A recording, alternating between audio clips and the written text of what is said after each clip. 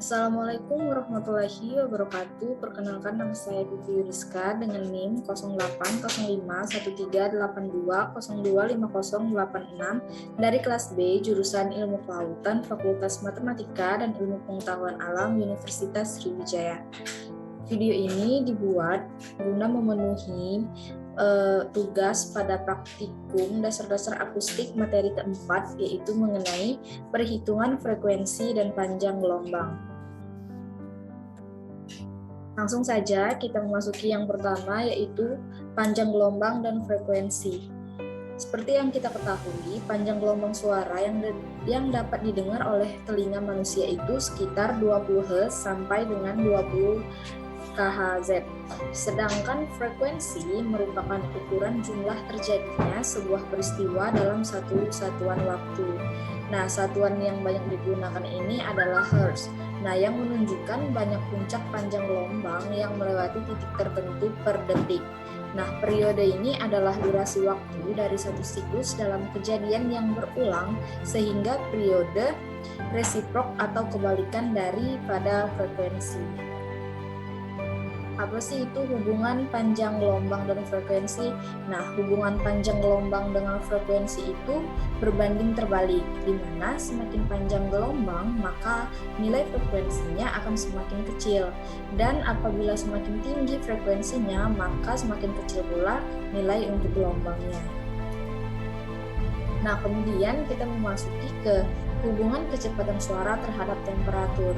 Nah, bisa dilihat dari grafik di samping sini. Nah, berdasarkan grafik ini diketahui bahwa nilai temperatur dan kecepatan suara itu akan berkurang seiring bertambahnya kedalaman pada lapisan mixed layer dan lapisan termohaline. Nah, selain itu, pada lapisan termohaline yang mengalami penurunan suhu secara drastis atau kolam air yang tidak stabil, sehingga akan menyebabkan kecepatan suara paling kecil atau minimum, tetapi ketika memasuki lapisan deep layer, temperaturnya akan semakin menurun, sedangkan kecepatan suaranya akan meningkat. Nah, hal tersebut dapat terjadi karena pengaruh kedalaman atau tekanan lebih mendominasi, sehingga temperatur tidak terlalu berpengaruh terhadap lapisan ini. Kemudian kita memasuki pada materi hubungan kecepatan suara terhadap salinitas. Nah, setelah hubungan kecepatan suara terhadap temperatur, kita memasuki ke hubungan kecepatan suara terhadap salinitas. Bisa dilihat dari gambar di samping. Nah, diketahui bahwa apabila salinitasnya meningkat, kecepatan suara juga akan meningkat.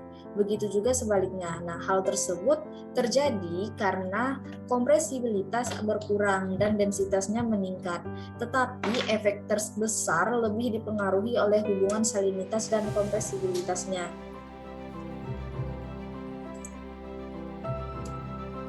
Nah, kemudian kita memasuki pada materi hubungan kecepatan suara terhadap salinitas. Nah, tadi sudah temperatur, salinitas, sekarang kita terhadap tekanan. Nah, bisa dilihat juga pada grafik ini. Nah, berdasarkan grafik ini, untuk mengetahui tekanan itu kita dapat melihatnya dari kedalaman yang berbanding lurus, sehingga pengaruh tekanan terhadap kecepatan suara itu akan bergantung pada zona atau lapisan, yaitu pada lapisan mixed layer. Nah, kecepatan suara ini akan meningkat seiring dengan tekanan yang meningkat.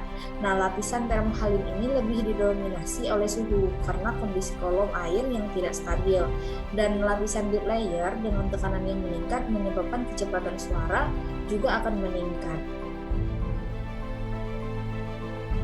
Nah, di sini saya ulangi lagi, untuk kecepatan suara itu, dia hubungannya itu temperatur dan kecepatan suaranya itu akan berkurang seiring bertambahnya kedalaman pada lapisan mixed layer dan lapisan termohaline. Sedangkan untuk yang salinitas ini, dia kecepatan suara akan meningkat apabila salinitasnya meningkat. Begitu juga dengan sebaliknya. Kemudian untuk yang terhadap tekanan ini, dia berbanding lurus, sehingga pengaruh tekanan terhadap kecepatan suara itu akan bergantung pada zona atau lapisan, yaitu pada lapisan mixed layer. Berbeda pada hubungan kecepatan suara terhadap temperatur. Kalau yang temperatur itu dia kedalamannya itu bertambah pada lapisan mixed layer. Nah, sedangkan untuk tekanan itu dia bergantung pada lapisan mixed layer dan tidak pada lapisan termohalin. Karena lapisan termohalinnya ini akan lebih didominasi oleh suhu karena kondisi airnya yang tidak stabil. Nah, kecepatan suara terhadap tekanan ini juga terjadi pada lapisan bit layer dengan tekanan yang meningkat, maka akan menyebabkan kecepatan suara juga meningkat. Sekian penjelasan mengenai materi 4 mengenai perhitungan frekuensi dan panjang gelombang. Semoga teman-teman semua bisa memahami. Apabila ada salah kata, saya mohon maaf, dan apabila ada materi yang kurang, saya mohon maaf juga. Saya akhiri dengan akhir kata, wabillahi taufiq wal hidayah. Wassalamualaikum warahmatullahi wabarakatuh. Terima kasih.